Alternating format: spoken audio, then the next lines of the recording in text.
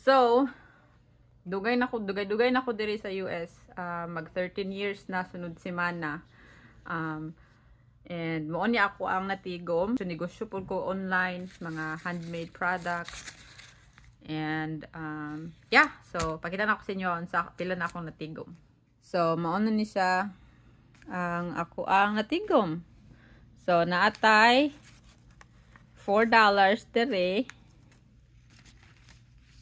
50 pesos plus 200 pesos plus 40 pesos. Tapos, naapay bottom sa ni.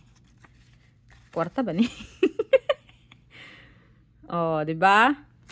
Pack. Tapos, naapatay Vietnam. 50 something.